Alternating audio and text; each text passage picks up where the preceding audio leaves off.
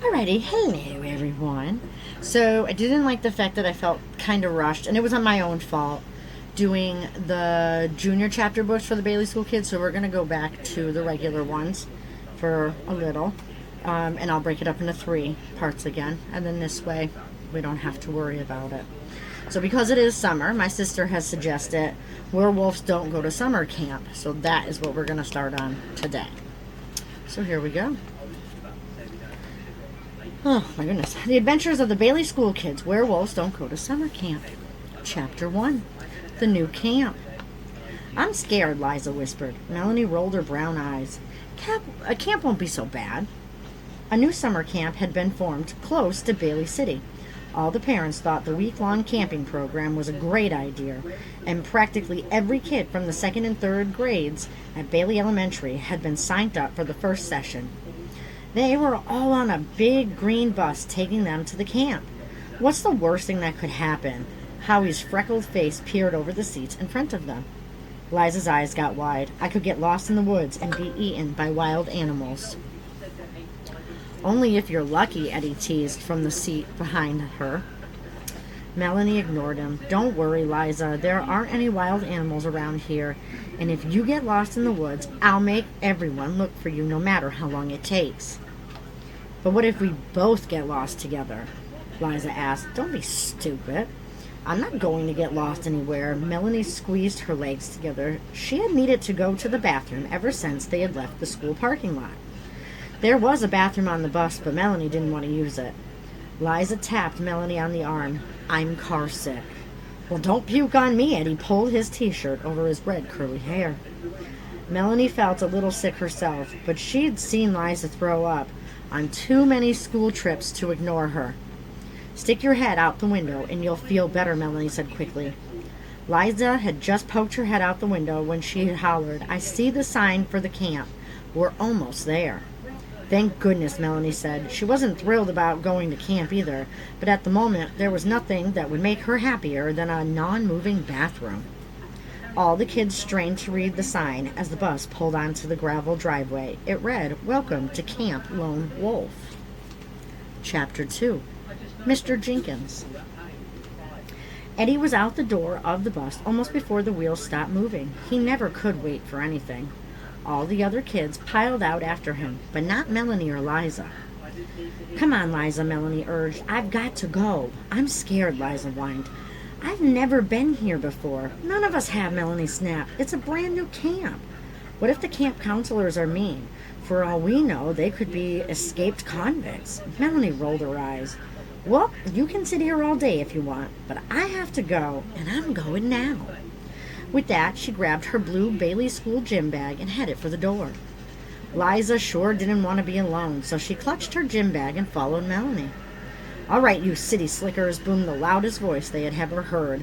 Line up against that bus and listen for your cabin assignments. But, sir, Melanie raised her hand, you need to listen. Now button up, growled the man. Oh, I don't think I like that. Howie pulled Melanie back against the bus. Shh, this guy means business. I'm going to do some business if he doesn't hurry up, Melanie said through clenched teeth. My name is Mr. Jenkins, the man interrupted. His voice was loud enough for their parents to hear back in Bailey City. I'm your camp director, so if you need anything, let me know. I need to go to the bathroom, Melanie hissed under her breath. Where'd they find this nut? Howie whispered. He is probably a reject from the Marine Corps, Eddie said. No, he doesn't have crayons. I said what I said. Sorry.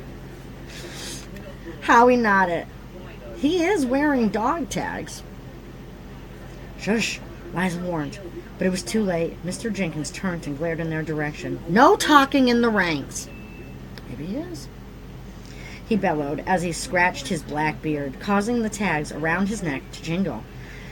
Anyone who doesn't want to hear their cabin assignments can sleep outside with the wolves. Something about Mr. Jenkins made you listen to him. He was at least 6 and half feet tall and looked like a professional basketball player. His brown Camp Lone Wolf t-shirt was tight across his huge chest, and the silver dog tags hung from his thick neck. He had the kind of arms that could break a kid in half like a toothpick. His blue jeans were faded to almost white, and he wore no shoes, even though it was a chilly afternoon. But the thing that the kids noticed most was his hair. Mr. Jenkins had hair everywhere. There was enough hair on his head for 3 people, and his thick beard would have made five bald men happy. I'm sorry, my brain read it faster than I did. Oh my goodness. Oh. Even his arms were covered with a forest of black hair. Everyone quieted down as he called out the cabin assignments. Eddie and Howie ended up together in cabin Silver Wolf along with 6 other boys from Bailey City. Luckily, Melanie and Liza were both put in cabin Gray Wolf.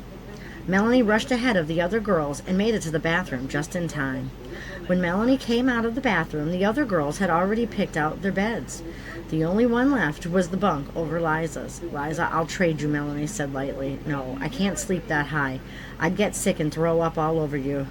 "Some choice," Melanie complained. "Either I sleep in the nosebleed section or I get puked on." After everybody settled in their cabins, it was time for dinner. Mr. Jenkins was grilling hamburgers outside. Howie and Eddie put their plates on the picnic table and sat down next to Liza and Melanie. "What's wrong with you?" Howie asked Melanie. "Twitter brain there is making me sleep on the top bunk." Melanie glared at Liza. Twitter brain. That's foreshadowing for you. "I'll probably fall off and break my neck." "But I don't like the top bunk," Liza whined. "It makes me sick to look over the edge." "I like the top bunk," Howie told Melanie. "I think it'll be fun." Well, he thinks math homework is fun, so, you know. "I like the top..." Oh, I just read that. "I think it'll be more fun to go home and get out of this place," mumbled Eddie with his mouth full of cold hamburger. "Yuck. These aren't even cooked." Eddie squeezed his hamburger. Red juice oozed onto the plate, leaving a puddle. "Ew, that looks like blood," Liza gulped. "I can't eat raw meat," Howie exclaimed. "I'm going to see if Mr. Jenkins will cook mine a little longer." The rest of the kids agreed. They all carried their rare beef to where Mr. Jenkins was grilling more hamburgers. "Excuse me," Howie said softly, "but our burgers aren't quite done." Mr. Jenkins glared at the juicy beef and licked his lips. "Looks done to me," he said. "I like my meat rare." He grabbed Liza's burger from her plate and took a huge bite. Juice oozed from the corner of his mouth and dripped down his black beard. "Nothing wrong with this meat," he says, licking the juice with his tongue. "No thanks. I can't do it either." Howie, Liza, and Melanie went back to their seats without saying a word. None of them felt hungry anymore. Even Eddie, who usually made a smart remark about everything, was quiet as he sat down. "I think Mr. Jenkins is strange," Howie said. Eddie nodded. "Anybody who eats raw meat must be part animal." "He's hairy enough to be an animal," Liza said. Melanie laughed. "He has more hair than a wolf in winter." "Maybe he is a wolf," Liza giggled. "Yeah, a werewolf," Eddie added. "Oh, there are no such thing as werewolves," Howie said. "Sure there are," Eddie teased. "I bet Mr. Jenkins is one, and he comes out at midnight for a snack. He likes to eat raw meat campers, especially ones named Liza." "Quit it, Eddie," Melanie fussed. "You've scared Liza." "A flea could scare her," Eddie laughed. "It could not. Besides, werewolves aren't for real," Liza said. Are they? Chapter 3. The Legend. "This is creepy," Liza whispered. "It's already getting dark." Melanie sighed. You'd think a bright day was creepy. The counselors and campers were sitting around the huge campfire. That is, all of the counselors but one. Mr. Jenkins sat back a little from the fire. In the fading light, Melanie could barely make out their camp director's Camp Lone Wolf t-shirt and his hairy face. It was hard to believe he still wasn't wearing shoes, even though it was a bone-chilling night. "What's wrong with Mr. Jenkins anyways?" Melanie asked. "Why isn't he sitting with everyone else?" "He is kind of weird," Liza agreed. "From the way he acts, you'd think he was afraid of the fire instead of the dark." Just then, Mr. Jenkins began to speak. "This is your first night at Camp Lone Wolf, and I suppose some of you might be homesick. But you'll have no crybabies at this camp." His big, toothy grin sent chills up the campers' backs. Liza shuddered. "He sure is mean." "Shh," whispered Melanie. Mr. Jenkins glared at them. His eyes gleamed from the firelight. "By the end of this week, you'll be experienced campers, able to take care of yourselves in the wilderness. Eddie never did know when to be quiet. But Mr. Jenkins, we don't need to know how to live in the wilderness. We all come from Bailey City. Mr. Jenkins scratched his thick black beard. You never can tell when a little kid like you could get stranded. Oh, boy. In the woods. Eddie didn't say another word as Mr. Jenkins continued. There's a local legend about just such a boy who wandered away from a campfire. Was it at this camp, Howie asked? No, it was long ago, even before Bailey City was founded. The boy's family was moving west. They were camping in the area when he strayed from the campsite. They searched for that boy for 3 weeks, but they never did find hide nor hair of him. He simply disappeared into thin air, except for what? Liza squeaked. Mr. Jenkins glared at the faces around the campfire. Well, it's probably only a coincidence. But ever since he disappeared, the howling of a lone wolf can be heard in these woods, a howling that has never been heard before. Liza dug her fingernails into Melanie's arm. Did the wolf eat the boy, she asked. Mr. Jenkins slowly shook his head. No one knows. But on certain nights, especially when there's a full moon, the wolf can still be heard. That's how this camp got its name. A few kids looked up nervously. The sky had suddenly darkened as heavy clouds covered the nearly full moon. I bet you're just trying to scare us, Eddie cried. There aren't any wolves around here. Mr. Jenkins scratched his beard and stared at Eddie. If you're so sure, why don't you sleep outside tonight? The rest of you better head for your bunk beds. Sleep well if you can. One of the camp counselors covered the flames with dirt while the campers headed to their cabin. Are you going to do it? Howie asked Eddie. Are you going to sleep outside? Nah, Mr. Jenkins is just trying to scare us, Eddie said. Why would a grown man try to scare a bunch of kids? Liza asked. Because he's a wolf, Melanie whispered. I bet he's a werewolf. They all jumped as a flash of lightning streaked across the sky and thunder rumbled in the distance. By the time everyone arrived at their cabins, they were soaking wet. Gee, it really coming down in buckets, Eddie sputtered. Howie dumped water out of his sneakers. It's a good thing you don't have to sleep outside tonight. Sleeping outside doesn't scare me, Eddie boasted. What about the wolf, Howie asked. Eddie stretched out on his bunk. You don't believe that stupid legend, do you? I don't know. Mr. Jenkins is awfully hairy. He just might be a werewolf. Eddie rolled his eyes. There are no werewolves around here, and there is no such thing as a werewolf. Well, if you're so sure, why don't you sleep outside like Mr. Jenkins said? Is this rain? Eddie gasped. I'd drown. Then do it tomorrow night, Howie dared. If you're really not scared, you will. I'm not scared, Eddie declared. I'll do it. Huge bolt of lightning cut through the night sky, and thunder boomed. Eddie and Howie both jumped as the lights flickered, then went dead. With the lights out, there wasn't much anybody could do but go to sleep. The cabin counselors lit lanterns while everybody put on their pajamas. Over in cabin Grey Wolf, the girls got ready for bed by lantern light, too. When all the girls were in their bunks and the lanterns were turned out, the girls found out what dark really was. Melanie couldn't even see her hand in front of her face until there was a flash of lightning. She was just starting to get drowsy when Liza whispered her name. Melanie, can I sleep with you? I thought you were scared of the top bunk, Melanie said into the darkness. Liza hoisted herself onto Melanie's bed. Please, I'm more scared of the dark. Oh, all right, Melanie sighed and squeezed over to one side of the tiny bed as Liza snuggled down under the covers. Melanie was too coward to sleep, so she stared out the window beside her bed. A lantern from another cabin cast an eerie glow on the nearby trees. Thunder rumbled in the distance. The rain pouring on the roof nearly put her to sleep. Melanie's eyes shot open just as a bolt of lightning cut through the sky.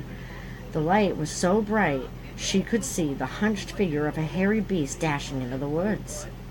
Melanie grabbed Liza's arms. Did you see that? Leave me alone, Liza muttered. I'm trying to sleep. Liza, Melanie cried as she shook her friend. I saw it. Saw what? Liza mumbled sleepily. The wolf, Melanie whispered into the darkness. I saw the lone wolf, and it was wearing dog tags. So what do you guys think? Tell me. One more chapter here. Chapter 4. Dead Man's Float. It was after the lights went out and everyone else was asleep. Melanie said at breakfast the next day, "I saw a wolf creature run into the woods." "Ah, you were just dreaming," Eddie sneered as he crunched on some bacon. "I really did see it," Melanie insisted. "Didn't I, Liza?" "Maybe it was just a dream," Liza said softly. "I didn't see anything. It was kind of spooky with the lights when the lights went out," Howie added. "Maybe you just imagined it." "I did not. I really saw a wolf." Melanie looked like she was ready to cry. "There is no wolf," Eddie snapped, "and I'm gonna prove it tonight." Melanie's face grew pale as she opened her mouth to speak, but she never got the chance. "Prove what?" growled Mr. Jenkins as he walked up behind Eddie. The campers peered up at their camp director. He had dark circles under his eyes, as if he hadn't slept all night. He still wore his Camp Lone Wolf t-shirt, faded jeans, and dog tags. His hair was tangled, and his beard seemed even bushier than yesterday. Howie finally broke the silence. "Oh, Eddie's just kidding around. It was nothing, really." Mr. Jenkins rubbed his beard and turned away. "Everybody into their swimsuits," he yelled. Liza whimpered. "But I don't know how to swim." "You don't know how to do anything," Eddie sneered. Kind of seems that way, but we're not going to pick on her. Mr. Jenkins faced Liza. "Swimming lessons are free. Besides, you need to learn. Only the fittest survivors in the wilderness. And swimming is an excellent way to stay fit." Mr. Jenkins reached out and pinched Liza's plump arm. "And it looks like you need some exercise," he added. "Whoa, I think not, sir. No." After changing into their bathing suits, the campers met on the dock at the lake. Mr. Jenkins was already there. Eddie poked Howie in the arm. "Look at the hair on Mr. Jenkins." Howie had already noticed. As a matter of fact, all the campers were staring at Mr. Jenkins. Black curly hair crept all the way up his arms and over his shoulders. He had more hair on his chest and back than most dogs. "I've never seen so much hair in my life," Melanie whispered. "And he's still wearing those dog tags." Mr. Jenkins silenced their whispers with a single look before jumping into the water. "Everybody in," he growled from the water. "You'll never learn the dead man's float standing on the dock." Some of the campers stuck their toes in, as if they were testing their bath water, but Eddie didn't budge. "The water is too cold," he said, just loud enough for everyone to hear. "It'll wrinkle my fingers." "And it's way too deep," Liza added. "I might sink." Mr. Jenkins' eyes looked like slits as he squinted into the sun. Then he started to swim to the dock. He didn't swim like most grown-ups. Instead, he kept his head high above the water. "Look at that," Melanie hissed. "He's doing the doggy paddle." Mr. Jenkins pulled himself onto the dock in front of Eddie, Liza, Howie, and Melanie. Water dripped down his legs and formed a puddle around his feet. Mr. Jenkins licked the water from his mustache. Then, starting with his belly, he began to shake, spraying the campers with water. Liza grabbed Melanie. "He's acting just like a dog or a wolf," Melanie added. Mr. Jenkins finished shaking.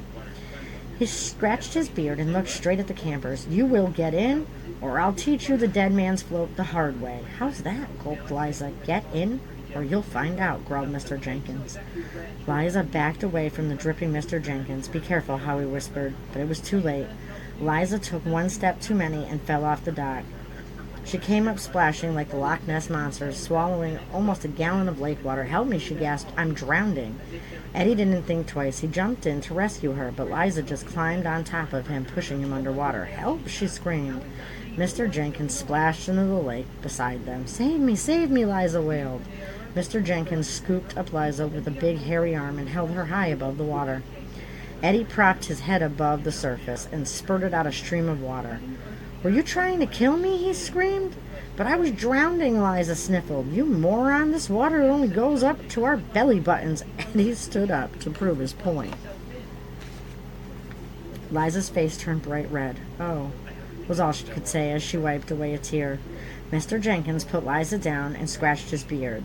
"Now that you're already wet, you two can be the first to practice the dead man's float." After Mr. Jenkins finished the swimming lesson, the campers dried off and changed clothes. Then they headed to the dining hall for lunch. "I wonder what torture the hairy Mr. Jenkins has planned for us now," Eddie said with his mouth full. Howie gulped down the last of his bologna sandwich. "Maybe he's going to give us a lesson on how to yell as loud as a foghorn." "Maybe Mr. Jenkins isn't so bad," said Liza. "After all, he did save me." They didn't have long to wait. Everybody finished up your lunch and head for the softball field. "Let's play ball," Mr. Jenkins' voice boomed from the corner of the dining hall. The other counselors headed for the door, but most of the kids took their time. Gee, Liza sighed. Doesn't this guy ever rest? Eddie shook his head. I doubt it. After all, he does have huge circles under his eyes. Besides, werewolves don't sleep at night, Melanie murmured to herself. By the time the campers had finished playing softball, it was late in the afternoon. Boy, I'm beat, Liza yawned. Me too, Melanie said. I'll sleep like a rock tonight. Howie laughed. Too bad Eddie's going to sleep on a rock tonight. You can't be serious, Melanie gulped. Aren't you afraid of the lone wolf? Of course not, Eddie said, as he wiped sweat from his forehead. Don't worry, I'll sleep like a baby. Eddie didn't talk much during supper or around the campfire that night. Mr. Jenkins sat in the shadows and began telling the kids about the Way of the Wolves. Naming her camp after a wolf is very appropriate. Wolves work together in a pack. They're much like family. As a camper, you should learn from the wolves and work together. Aren't wolves mean? Asked one camper. Mr. Jenkins' black hair swayed above his shoulders as he shook his head. Wolves have to eat just like you and me. They only prey on animals that aren't able to keep up with others. You sure know a lot about wolves, Mr. Jenkins, said Liza. Well, you might say I've had some first-hand experience with them, he explained. What kind of experience? Melanie asked. Mr. Jenkins smiled. Let's just say I've studied wolves. But if wolves work together, why did you tell us the legend of the lone wolf? Howie blurted. Mr. Jenkins' eye teeth gleamed with... What the heck's an eye teeth? I've never heard that phrase. Gleamed with when he grinned. Last night's story was about an unusual wolf, perhaps an outcast. It could have been a werewolf, suggested Melanie. Maybe the last boy turned into a werewolf. So you believe in werewolves? Mr. Jenkins asked. How very interesting. People in the Middle Ages believed in werewolves, and so did some tribes of American Indians. I guess many people still do believe in them. Eddie stood up. I don't believe in werewolves, and I'm going to prove it. Mr. Jenkins looked at Eddie. And how will you prove that? By sleeping outside tonight. A hush fell around the campfire as all the kids at Camp Lone Wolf stared at Eddie. Mr. Jenkins licked his lips before speaking.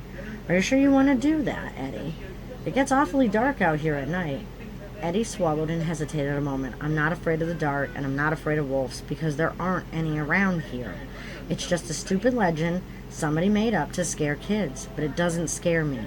Mr. Jenkins rubbed the hair on his chin. You're welcome to sleep outside tonight if you really want to, but make sure you sleep by the fire. That'll help keep the wild animals away. Oh, I don't know, guys.